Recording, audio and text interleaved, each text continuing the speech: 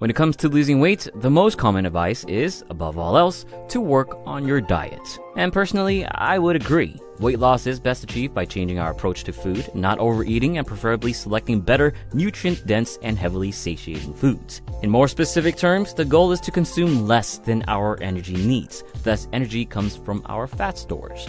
Energy needs are calculated through the measurement of calories. In the realm of fitness, we accumulate all our daily energy use into a formula known as Total Daily Energy Expenditure, or TDEE for short. In essence, weight loss requires consuming below our TDEE, also known as being in an energy deficit. For example, if our TDEE is roughly 2,500 calories, consuming 2,000 calories puts us in a modest energy deficit. For those of you that have already lost weight, this information is probably nothing new.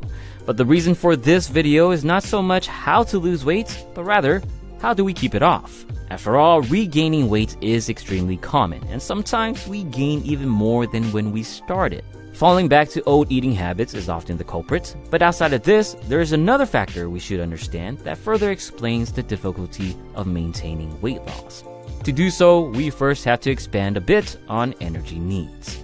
Yes, weight loss is achieved by consuming less than our energy needs. However, energy needs are constantly changing. In terms of weight loss, our energy needs will naturally and predictably decrease the more weight we lose, since we're losing mass that previously required energy to preserve it. To continue losing weight, you have to lower your food intake even further. Of course, this is not something sustainable. Continuously reducing food intake is a slippery slope towards starving yourself and ultimately falling back to your junk habits. So, what exactly can we do? Well, perhaps the focus is in the wrong area. Instead of focusing only on achieving an energy deficit, our attention is better placed on improving our energy needs. In other words, increasing our TDEE, Total Daily Energy Expenditure, or as you might have heard, burning more calories would be best practice. And we can do so through the factors that make up our total daily energy expenditure. The first factor is our basal metabolic rate, or BMR. BMR is the amount of energy we need to simply survive on a daily basis. For the most part, we can't do much to increase our BMR outside of changing our body composition. Having more muscle can increase BMR since muscle is quite energy costly. However, the significance of this effect is up for debate within the scientific research. So any practical changes to our BMR is probably out of our reach. Luckily, the other factors of TDEE is a bit easier to work with. The first controllable factor is thermic effect of food, or TEF. In simple terms, TEF is the energy it takes to break down and digest the food we eat. Thus, choosing the right foods can potentially increase energy needs. Typically, this means eating more protein, since protein has an extremely high thermic effect of 20 to 30%. In other words, it takes 20 to 30% of the energy protein provides in order to process it. Carbs come in second with a TEF of 5 to 10%. Fats clock in with the lowest TEF of 0 to 3%. My personal preference on protein intake is roughly 1.6 to 2 grams per kilogram of your body weight. More info on that in my other videos. The next piece of TDEE to manage is non-exercise activity thermogenesis, or NEAT. As the name suggests, it is the energy we use to perform any non-exercise activity.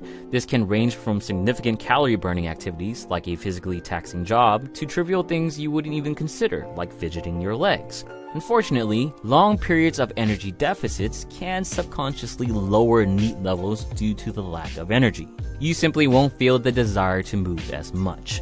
First order of business, then, is to avoid too long of periods of heavy energy deficits. Next is to try to be more proactive with your activities. Do your house chores, take longer walks with your dogs, and shop at your local grocery store instead of ordering everything online. NEAT levels alone can be the answer to keeping your weight off as long as you stay on top of it, so get those errands done. And finally, the last factor of TDEE, and probably not too much of a surprise, exercise. Between exercise and nutrition hands down plays a much larger role in weight loss. However, as we've discussed, it can only get us so far. And this is where exercise absolutely needs to be factored in. In a recent study, researchers found that for people that maintained their weight loss, the most common factor was a very clear increase in physical activity. In fact, they needed this added physical activity just to burn the same number of calories as obese subjects weighing similar to their initial weight. That means for those that think you only need to diet, you probably want to think again. As for the type of exercise, cardio of any kind is probably best for burning the most calories. However, you probably want to do some strength training as well.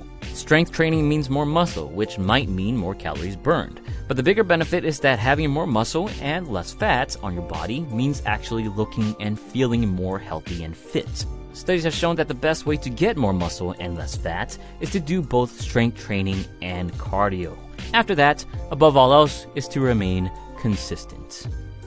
And there you have it. Let's do less of eating less and more of doing more. Get more protein to raise your TEF, do more errands to raise your NEAT, and do more cardio and strength training to build the body composition you want. Enjoy your food, just be smart about it. And again, stay consistent.